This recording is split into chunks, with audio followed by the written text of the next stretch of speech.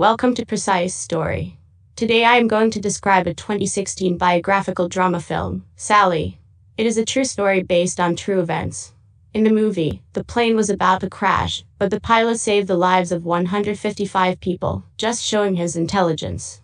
Before this, please subscribe to my channel, and give your opinion about the favorite part of the movie. At the start of the film, Sully, a flight captain, sends a mayday signal to the control center, because both of the engines have failed. As they descend near New York City and attempt to maneuver through, his co-pilot, Jeff, advises him that they're too low. The passengers on the plane are terrified as they fly over the residential towers, grazing one of them. He declares his love for his co-pilot, and they crash. Sully screams as he realizes it was all a dream.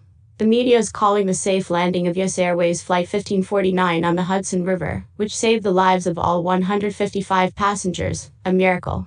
Nonetheless, the episode continues to haunt him.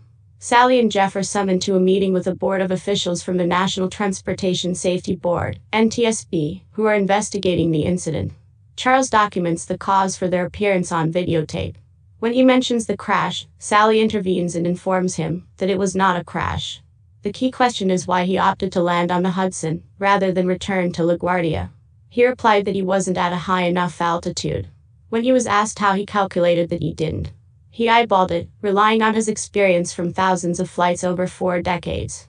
It is stated that the left engine was still running and working, but Sully contradicts this and claims that he felt the failure of both engines. In the following scene, they talk in the car about how they are attempting to paint Sully as the evil guy, while everyone else is saying the opposite. Even the cab driver applauds him for his bravery. Sully communicates with his wife Lori, who lives in the same house as their 2 girls. She is bothered by the number of reporters gathered around her house, all of whom want to do a special section on her husband. Even as he leaves the cab to walk to his hotel, he is surrounded by reporters who ask him questions about achieving the impossible, or being a miracle creator. They make contact with each other once again. Lori has been worried about his well-being since the tragedy. He is overwhelmed by all the attention in the NTSB investigation. Sully contacts Jeff, who is equally worried, and they decide to go for a walk together. Jeff informs him about the upcoming press interview. Sully is upset that he will be assessed on 208 seconds after 42 years in his profession. Jeff reassures him that the computer simulations will show that his call was right and that they may resume their usual life. Sully is interviewed the next day by Katie Couric, who asks him how it feels to be regarded as a hero. He claims he doesn't, that he was only doing his job. He looks out the window after finishing the interview and has another hallucination of his jet crashing into the city. The next day, Sully and Jeff meet with the NTSB again. They inform the pilots that one of the engines was idle and that multiple tests in a simulator showed that it was feasible and likely to return to LaGuardia. Sully rejects this, claiming that he felt both engines fail, and Jeff agrees with him. However, the engineer claims differently. And there is no proof, because the engine was destroyed and sank after landing in the Hudson River. Basically, they say that Sully put the people on board in danger and caused substantial damages to US Airways. Later, in the hotel, Sully contacts Lori and informs her about their financial position, as well as her desire for him to return to work. They're both nervous. Sully expresses concern that he may be mistaken, and the NTSB is correct. In the worst-case situation, this would imply early retirement with no pension. His life's work on this scares Lori. Then he explains his newly acquired information from the NTSB, and she asks him why he did it. Why did he end up in the water? Back to the day of the incident, the 15th of January 2009, Sully and Jeff perform their regular checks before departure on a normal day. A big flock of birds flies head-on into the engines around 2 minutes after takeoff, forcing both to fail. When Sully analyzes the sensors and discovers that both engines have lost thrust, the passengers become highly concerned.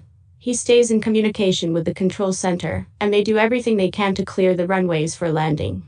He realizes they won't make it to any runway, and decides to land in the river. Sully then urges everyone on board to prepare themselves for the hit.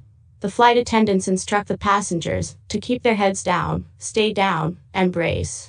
Sully contacts the control center once more and notifies them that they will be landing in the Hudson. The aircraft suddenly vanishes from radar. Sully and Skiles make their way down to Hudson.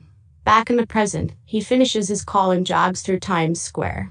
Sally then goes to a pub, where the bartender recognizes him, and makes him a drink called Grey Goose with a dash of water in his honor.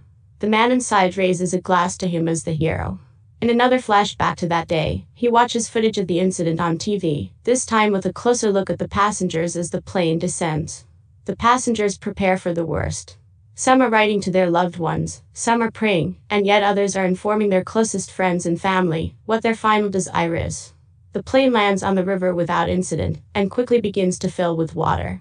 Sally instructs everyone to evacuate the plane, and after the doors are opened, and the rafts are filled, everyone put on their life jackets, and proceed outside to wait for aid in the frigid weather. When the ferry notices the aircraft, it rushes to their help. They assist those on the right wing as the New York Waterway boat arrives from the left side, and evacuates those on the right. An NYPD helicopter arrives and assists the victims in the water. Sally is the last to leave, after checking the entire plane. Everyone has been evacuated safely, and is wrapped in blankets. Sally phones Lori to tell her he's fine. Though she has no idea what happened until Sally tells her to turn on the television with her kid at the dock. Sally, who's distressed, asks everyone for a count. There should be 155 persons, including the staff. The officers at the scene asked him to leave it to them and go. He is taken to a hospital. His boss, Arnie, walks in and tells him that all 155 people on board survive. It's like a weight has been lifted off his shoulders. Later, he is taken to a hotel, where one of the staff members hugs him, leaving him speechless. Back in the present, a woman on the news mentions that the timing was ideal for the ferry for the NYPD units and the pilot, which inspires Sally. In the next scene, he phones Larry, a member of the NTSB, and asks him for a favor. He wants to reschedule the human simulation, so they're done before his testimony.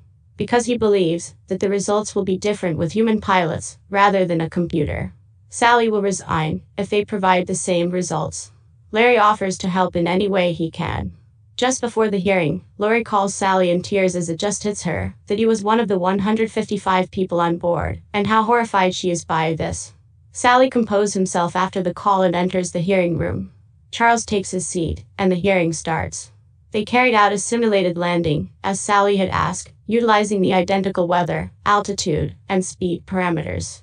In the simulation, the pilots immediately take off for a runway following the bird incident and land safely. Then they perform a second scenario with Teterboro Airport, but the outcome is the same, a safe landing. Charles then asks the pilots what they were attempting to achieve. Sally asks if they can get serious now.